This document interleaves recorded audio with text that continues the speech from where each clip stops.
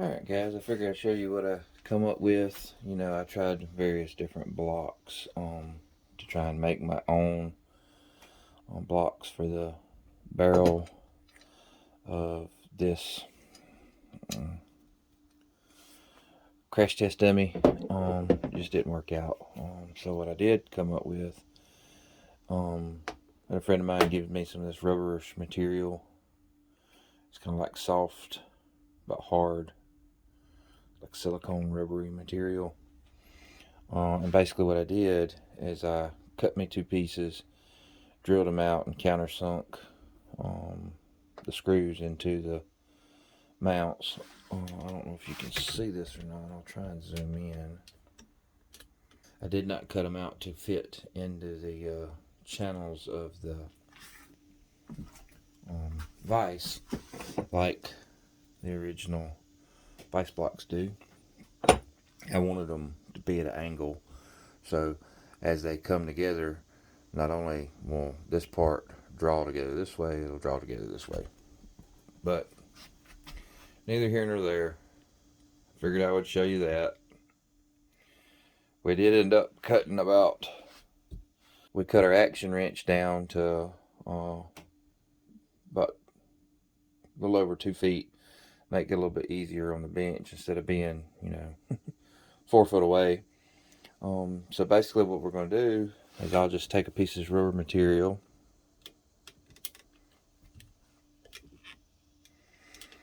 and just place it right here for the barrel. And we're going to try and turn this thing out without lubing it.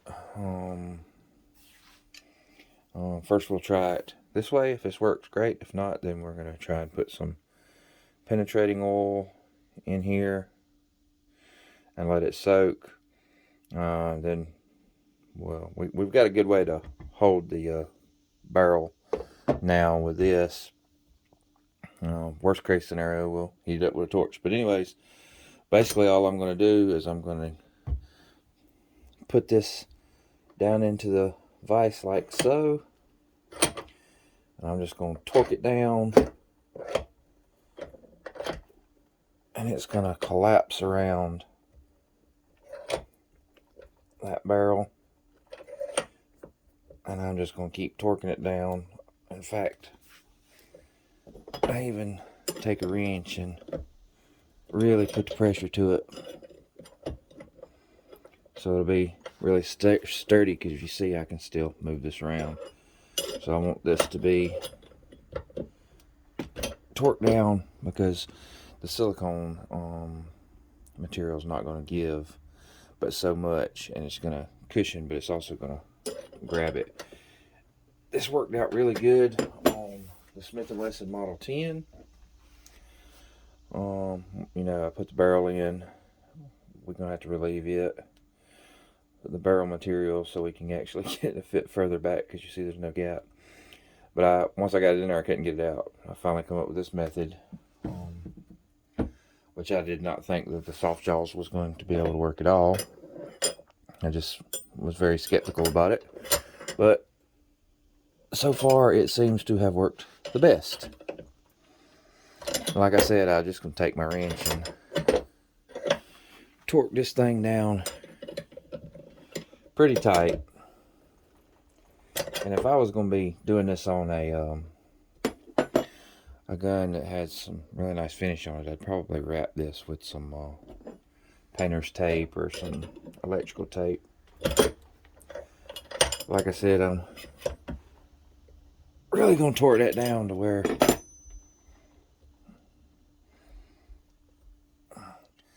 it shouldn't move. Now, the other thing I come up with is the blocks.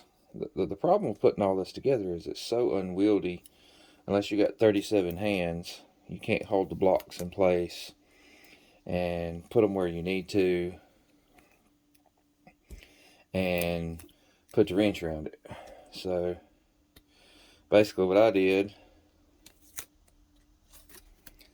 is I just took the blocks, put it around it like so, to where I know I'm on the frame. get a good gripping surface on the frame, not on the barrel. And I just put me some electrical tape to hold it in place, because if you see, it wants to fall apart. And then once you got one side locked in place,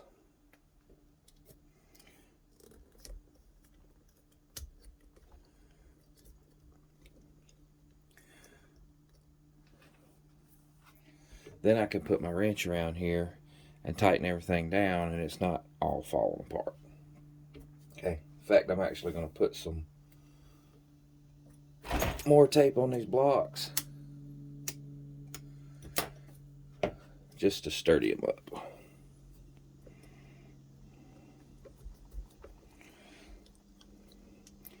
Where I have them perfectly placed.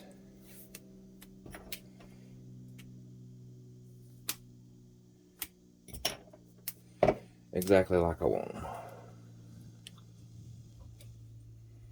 Right?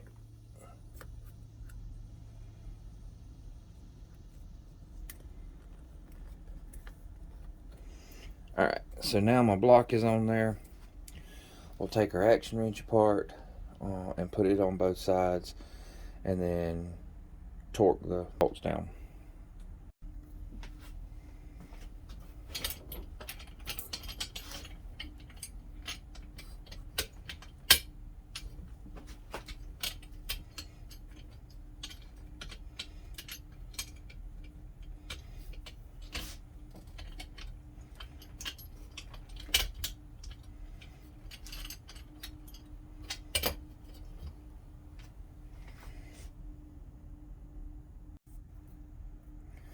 Alright, now that we've got everything locked in place, try and give it a turn and see if we can loosen up that barrel.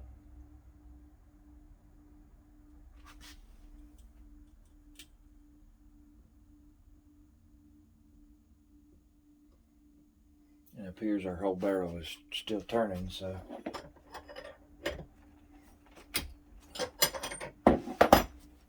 alright, let's give it another attempt.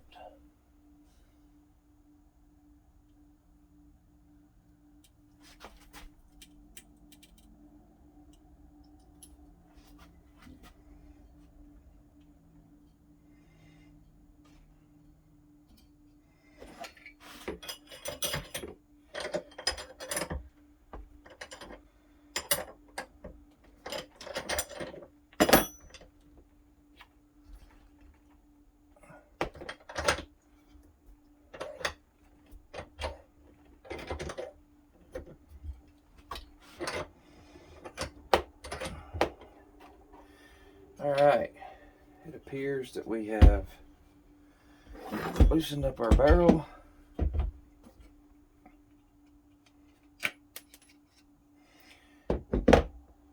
There's the residual piece of pin that I had to drill out.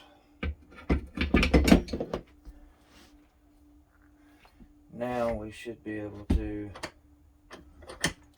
lock this back down in the vise, just to where we can hold it pretty snug.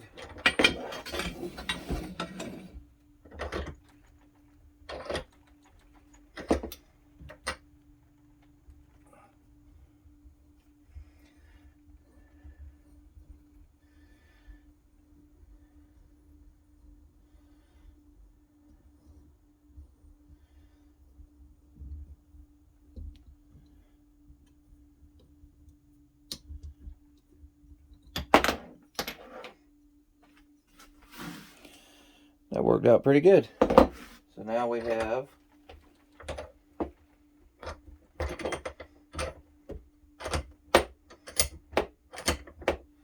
successfully removed our first pistol barrel.